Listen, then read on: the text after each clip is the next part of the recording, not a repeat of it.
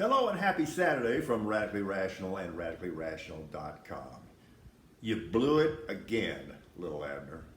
Yeah, the Cowboys won a game last night to finish the preseason 2-1, but they are in no way ready and prepared to start the regular season, and this lies directly at the feet of Jerry Jones. Look, you can't anticipate every adversity, but you can try to prepare for every scenario. And that offensive line has been grossly mishandled and mismanaged since the end of last season. They knew they were thin, they knew they were exposed, and now the injury to Tyron Smith threatens to unravel the entire season. And they had yet another injury in the offensive line last night. Every NFL team, of course, is dependent on its offensive line, but the Cowboys particularly so. So now, we're all talking about what a great year Dak's going to have. He's in great shape. He's 2 years off the injury. He's going to be running for his life. You say the Cowboys' bread and butter is running the ball? How are they going to do that? And by the way, that receiving core is not at this point ready to start the season. This is all at the feet of Jerry Jones. This is not just negligence, it's incompetence at a level that would not be tolerated from any other NFL general manager. Okay, so Geno Smith is going to start the season as the Seahawks starter, as he should, and I now understand why a lot of football people get so exasperated with Drew Lock. I'm watching the game last night. He made a half dozen big league throws, and he made a dozen stinkers and threw multiple picks. So Geno Smith gets the start. That's the proper thing. That's kind of the way Pete Carroll wants to play anyway. The Rams say if there's going to be any disciplinary action from that melee with the Bengals the other day and all the helmet swinging, that they'll handle it quietly and internally. Let me translate that for you. They're not about to piss off Aaron Donald, and I understand that. This is serious stuff. Matt Araiza, the Bills punter, he's got to go. He's got to go, period. Okay? And I realize there hasn't been a trial, I haven't any formal, he's got to go. I mean, he has admitted this contact, and for a variety of reasons.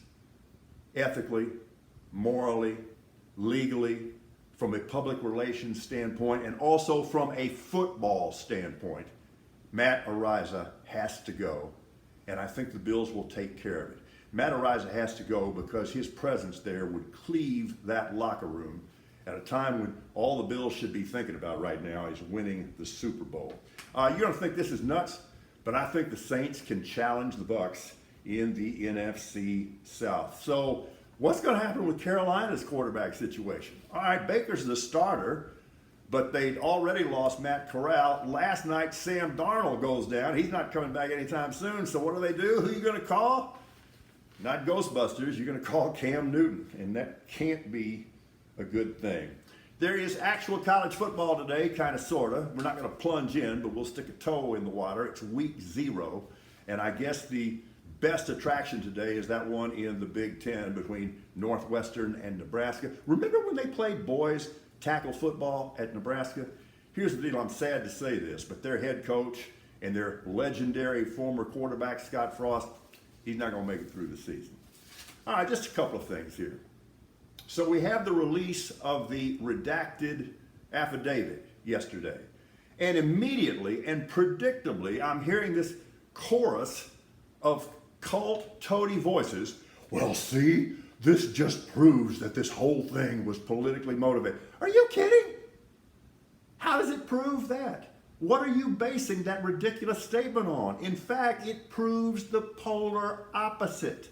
That it was not politically motivated, that there was ample and pressing and immediate reason to do this, that it was conducted by the book, and that there was overwhelming probable cause that a crime had been committed. And the one thing we know is that a crime has been committed, because those documents did not belong at Mar-a-Lago.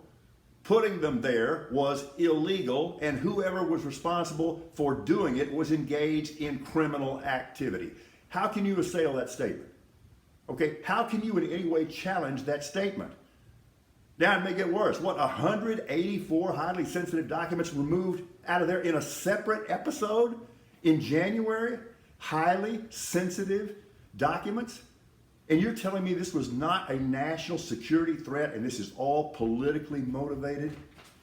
You are so far in the tank. And by the way, how can the former president of the United States not get even competent legal advice?